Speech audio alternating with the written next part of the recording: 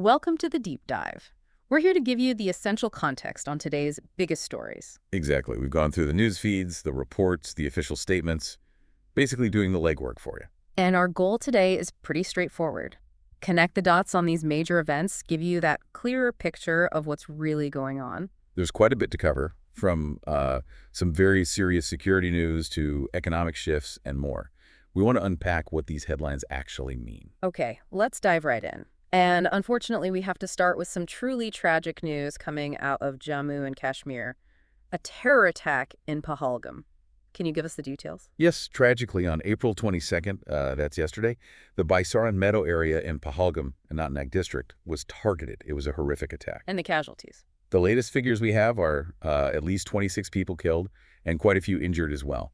And what makes this particularly heartbreaking is that most of the victims were tourists. Tourists, right. Yes, including a Nepalese national and also an Indian expatriate. It's being called one of the deadliest attacks, specifically targeting civilians and especially tourists in that region for, well, quite some time. Just awful. And the reaction from the national leadership has been swift, I understand.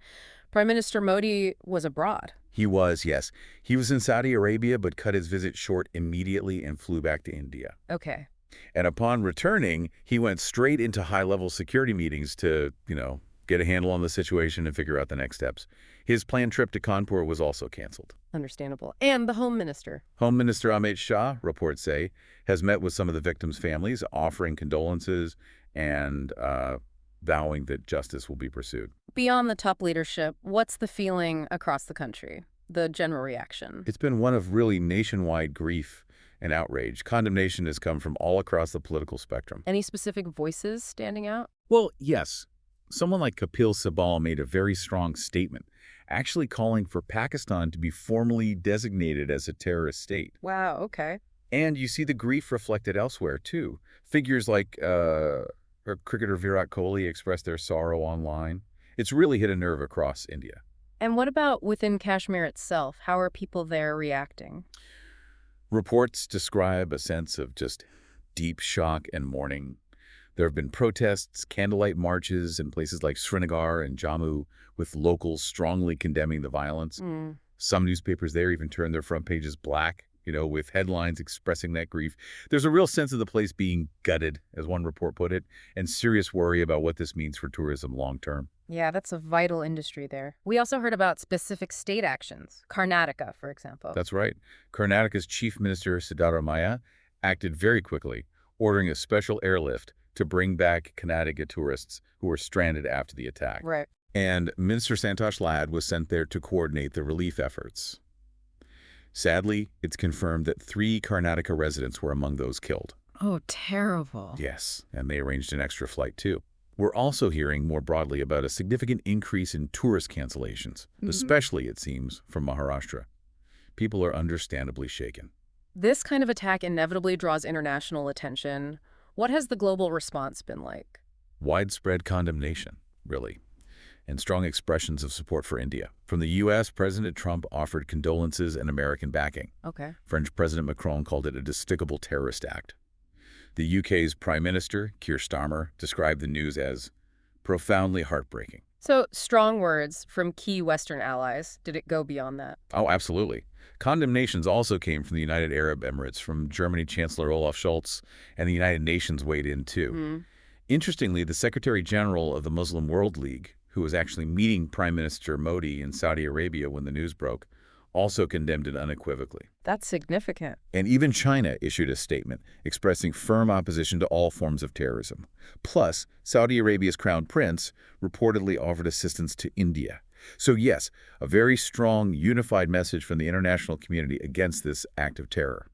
Now, in response to this horrific attack, India seems poised to take some very strong actions, particularly directed towards Pakistan. Given the context of cross-border terrorism, what are we hearing? That's right. While we're still piecing together the official confirmations, multiple reports point towards a comprehensive 5-point action plan being formulated by India. And yes, the measures reported suggest a very, very firm stance, reflecting suspicion about the involvement of Pakistan-based groups. Let's break that down. One major reported step is the suspension of the Indus Waters Treaty. That sounds huge. It is potentially massive, yes. The Indus Waters Treaty has been in place since 1960, regulating how water from the Indus River system is shared. Right, a cornerstone agreement. Exactly. And the reports say India's External Affairs Ministry has linked the suspension directly to terrorism, stating it will last until Pakistan, and I quote, credibly and irrevocably abjures its support for cross-border terrorism. And the impact of that. Potentially severe for millions in Pakistan who depend on that water for agriculture for their livelihoods. It's a very significant lever to pull. The decision reportedly came from the Cabinet Committee on Security. Okay, that's one major point. Another significant move being reported is closing the Atari-Wagah border crossing. Yes, an immediate halt to all movement, people, goods, everything. It's a primary land crossing, so shutting it down is a major step. Wow. Any timelines mentioned? Apparently, yes. Yeah. A deadline of May 1st for anyone who'd already crossed to return to their respective country, and, quite strikingly, a 48-hour deadline for all Pakistani nationals currently within India to leave. 48 hours. That's incredibly tight. It is. It signifies a real escalation in relations, a very visible hardening of India's position. So, Indus Waters Treaty suspension, border closure. What are the other reported elements of this five-point plan? Well, the reports also mentioned the cancellation of the SARC visa exemption scheme, specifically for Pakistani nationals. Okay. Which means any visas issued under that are now void. And again, that 48-hour deadline applies for those in India using that scheme. Got it. What else? Then there's the reported expulsion of Pakistani military advisors based in New Delhi, giving them a week to leave, with the expectation of reciprocal action from Islamabad. Right. Tit for tat. Seems like it. And finally, a significant cut in India's diplomatic staff in Pakistan, reportedly reducing the number from 55 down to 30 by May 1st. So a multi-pronged response. Exactly. Taken together, these reported measures seem designed to send an unmistakable message about India's resolve against terrorism originating from across the border. Shifting gears now to the economy, we have an updated forecast for India's growth from the World Bank. What's the headline there? Yes. The World Bank has trimmed its GDP growth forecast for India for the upcoming fiscal year, 2025-26. They've lowered it slightly to 6.3%. Down from what previously? Their earlier estimate was 6.7%. This revision comes in their latest biannual South Asia Development Update, which interestingly is titled Taxing Times. Taxing times. Okay. What reasons did they give for the downgrade? Is it global factors, domestic issues, or a mix? It seems to be a combination, really. They're pointing primarily to what they call mounting global economic headwinds.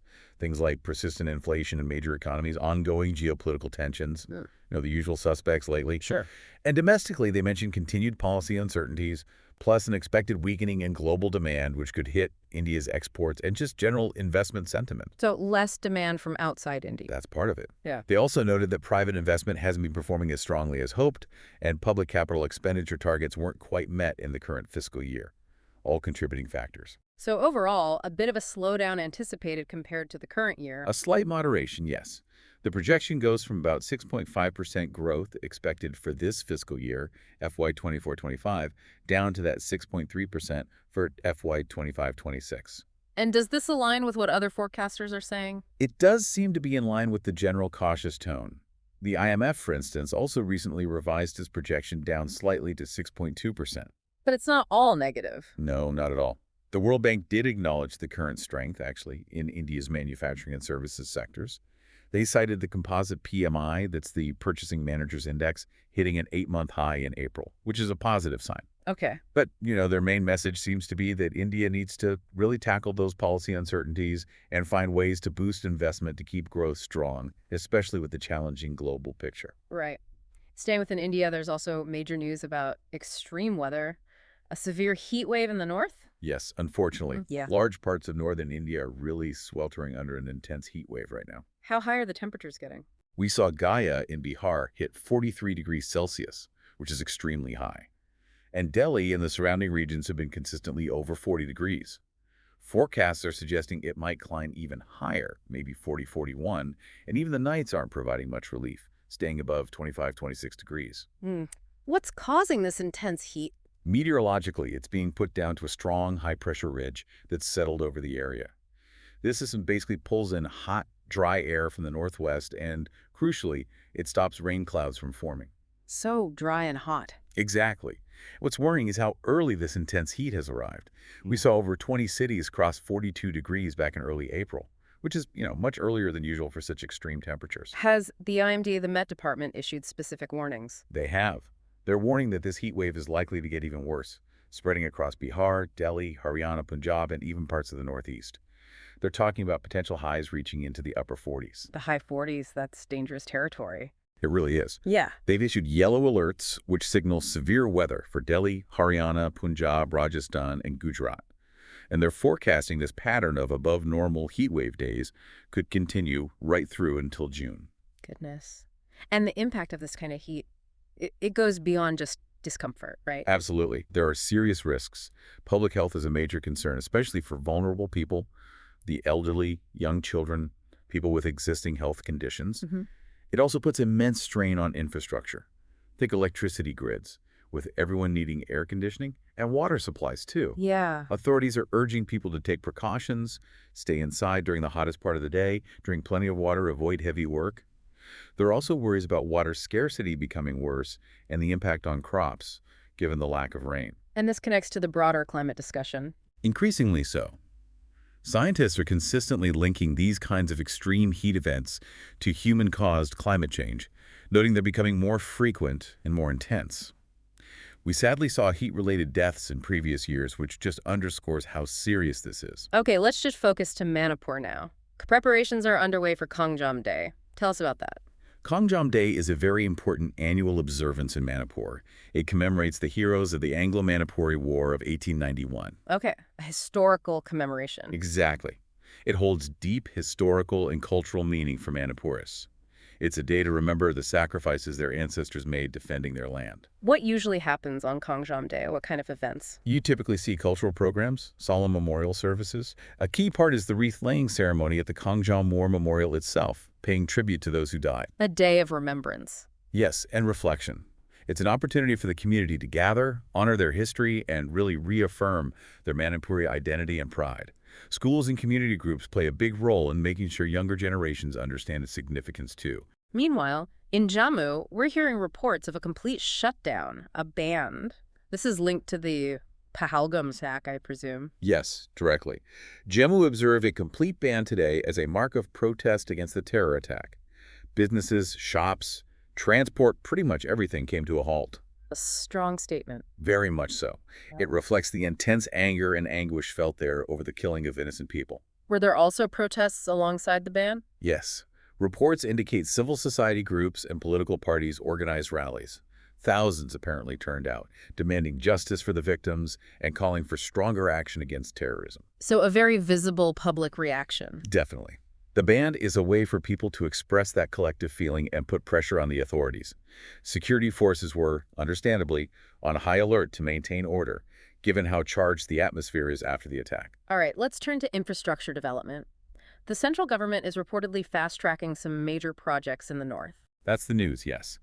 An initiative to expedite infrastructure projects worth over 14,000 crore rupees across 4 northern states. 14,000 crore. That's a significant amount. What's the goal? It seems to be about boosting connectivity, stimulating economic activity, and generally upgrading infrastructure in these states, which are, of course, strategically important as well. What kind of projects are we likely talking about? Roads? Railways? Most likely, yes. Road and highway construction and upgrades, expansion of railway lines, probably improvements to power transmission infrastructure too. Any other possibilities?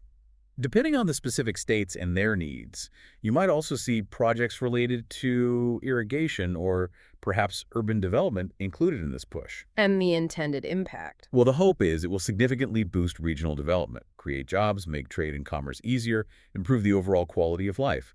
And, as mentioned, good infrastructure is also vital for national security and supporting tourism in the north. It shows a commitment to long-term growth there. Okay. Now for a legal story from the Delhi High Court involving some objectionable tweets. What happened there? The Delhi High Court decided not to order the removal of certain remarks made in a case concerning tweets posted by a Swedish academic. The tweets were described as objectionable. So the court let the remarks stand. It appears so. The specifics of the tweets themselves and the full legal background are obviously key to fully grasping it.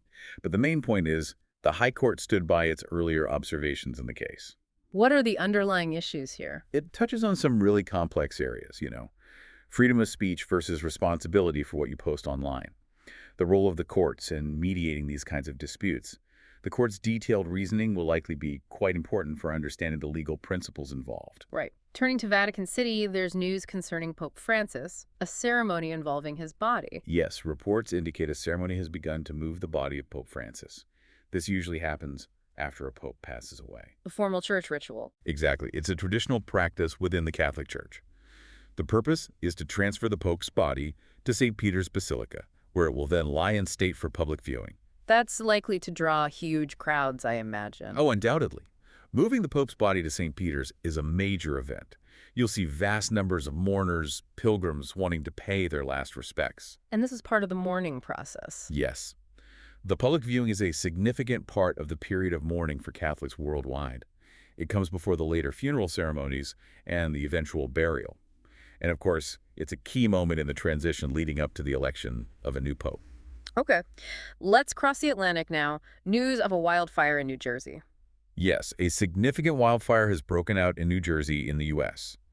It's serious enough that evacuation orders have been issued for residents in the nearby areas. Any impact on infrastructure? A major highway close to the fire has also been shut down for safety reasons. Reports suggest it spread quite quickly, possibly fueled by dry conditions and strong winds. Are firefighters managing to control it? Efforts are definitely underway. Firefighters and emergency crews are working hard to contain the blaze. The cause is still being investigated. It feels like we hear about these more and more. Sadly, yes. It's another reminder of the growing risk of large wildfires globally, often linked to climate change, making conditions drier and hotter. The final extent of the damage really depends on how successful containment is and if the weather cooperates. Back to India now, and to sports. Good news from the ISSF Shooting World Cup in Peru. Yes, some positive results for India there. The Indian shooting team finished third overall in the medal standings at the World Cup in Peru. They secured a total of 7 medals. 7 medals, third place. That's a strong showing. It absolutely is. It really highlights India's continued growth as a force in international shooting. Do we know the breakdown? Gold, silver, bronze? Which events? We don't have the exact breakdown in front of us, but Yep.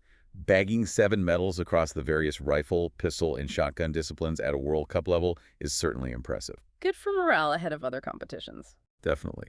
It's a great confidence booster and provides crucial experience for the shooters, especially looking ahead towards major events, potentially even the Olympics.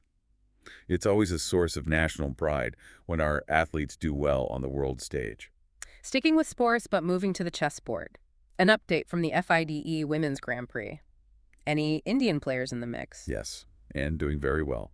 Indian Grandmaster Konaru Humpy is currently tied for the lead in the FID Women's Grand Prix. Tied for the lead. With whom? She's sharing the top spot with Chinese Grandmaster Zhu Jiner. This is a very prestigious series of tournaments, featuring many of the world's best female chess players. So, top-level competition. Absolutely. Konaru Humpy is, of course, a very accomplished and experienced player, a former world rapid champion, and Zhu Jiner is also a strong international player. So, them being tied suggests a really fierce battle at the top. What are the stakes in this tournament? Well, results in the Grand Prix series have big implications for world rankings and, importantly, for qualifying for the next Women's World Championship cycle. So chess fans in India and China will be following their progress very closely. Okay, let's cover a few more quick headlines now, starting with the IPL cricket. Right, in the IPL 2025, Mumbai Indians notched up another win, beating Sunrisers Hyderabad by 7 wickets over in Hyderabad. Mumbai Indians seem to be on a roll. They are. That's their 4th consecutive victory, which has pushed them up to 3rd place in the points table. Sunrisers Hyderabad, on the other hand, are still struggling down near the bottom, in 9th place. They had a rough start in that match, actually, collapsing to 13 for 4 early on. Ouch. Any standout performances? For SRH, Heinrich Klaassen hit a good 71 runs, and Abhinav Manohar added 43. But for MI, it was more of a team effort in the chase. There was also a slightly unusual dismissal involving MI's Ishan Kishan, but apparently his sportsmanship was praised by his captain, Hardik Pandya, afterwards. So, MI looking strong, SRH needing to find some form. What about the stock markets? They've been climbing. Yes, the rally continued. Indian stock markets gained ground for the 7th straight session. The Sensex was up again. What's driving this optimism? It seems to be a combination of factors. That strong private sector growth we talked about earlier is likely playing a role, along with continued buying interests from foreign investors. IT and manufacturing stocks, in particular, seem to be doing well, boosted by strong export orders. Any notes of caution? Well, yes. There are still some underlying pressures in the banking sector to keep an eye on, and the broader global economic uncertainties haven't gone away. Things like potential U.S. tariff delays, creating a bit of wait and see. So while the trend is up, there's still some caution in the air. And that strong private sector growth was confirmed by recent data. It was. The HSBC Flash India Composite PMI, which tracks both manufacturing and services, hit an 8-month high in April. The reading was 60.0, which is well into expansion territory. Both manufacturing and services doing well. Yes. Manufacturing PMI was 58.4 and services hit 59.0, both very solid numbers. Interestingly, new foreign orders saw a record surge, which some analysts are linking partly to those delayed U.S. tariffs, maybe prompting some front-loading of orders. Domestic demand also looks pretty resilient. But there was a slight dip in confidence. There was, yes. Despite the strong current activity, business confidence for the year ahead dipped slightly. The reasons cited were those ongoing global trade uncertainties and also rising input costs, which could create some headwinds for growth later in the fiscal year. Okay, nearly there. Two final headlines. First, U.S.-India relations, a visit from the U.S. Vice President. That's right. U.S. Vice President J.D. Vance is currently visiting India. His visit is really focused on deepening the strategic partnership. In what areas specifically? Key areas mentioned are energy and defense collaboration. There have also been discussions about coordinating efforts to counter China's influence in the region. And from the U.S. side, pushing for more access for American businesses to the Indian market, plus talk about joint technology projects. So strengthening ties across the board. Pretty much. It really underscores Washington's focus on India as a crucial partner in the Indo-Pacific strategy. Vice President Vance also visited Agra during his trip and was welcomed by the Uttar Pradesh Chief Minister, Yogi Adityanath. And finally, a security development back in Punjab, an arrest related to Khalistani separatism. Yes, security forces in Amritsar arrested a Khalistani separatist operative who had apparently been on the run for 30 years. 30 years, wow. Indeed. It's part of what seems to be intensified counterterrorism operations in Punjab. This arrest highlights the ongoing efforts against extremist networks there. Initial reports are linking this individual to recent smuggling activities aimed at funding separatist groups, but investigations into any specific past attacks are ongoing. Okay, that covers a huge amount of ground. From a devastating terror attack and its global fallout to economic indicators, climate challenges, regional and sports. It really shows how interconnected everything is. It absolutely does. You see how one major event, like the attack in Pahalgam, sends ripples through international relations, security policy, even impacting local economies and state-level responses. It's all linked. And likewise, those broader trends, like global economic headwinds or the effects of climate change, manifest in very specific local ways, like the heat wave or the revised growth forecasts. Exactly. None of these stories exist in a vacuum. So as we wrap up this deep dive, considering all these different threads, the security crisis, the diplomatic maneuvers, the economic pulse, the environmental stress, the sporting achievements, what single connection or theme strikes you as most critical for us, for you, the listener, to keep an eye on in the coming days? What's the thread that might tell us the most about where things are heading? That's a great question. For me, I think watching the interplay between India's assertive security response following Pahalgam and the existing global economic fragility is key. Suspending something like the Indus Waters Treaty, if confirmed and sustained, has huge regional implications. How does that geopolitical tension interact with concerns about slowing growth, potential trade disruptions? That nexus between security and economy feels particularly volatile right now and could shape a lot in the near future. Understanding that dynamic seems crucial. A really critical intersection to watch. Thank you for joining us for this deep dive.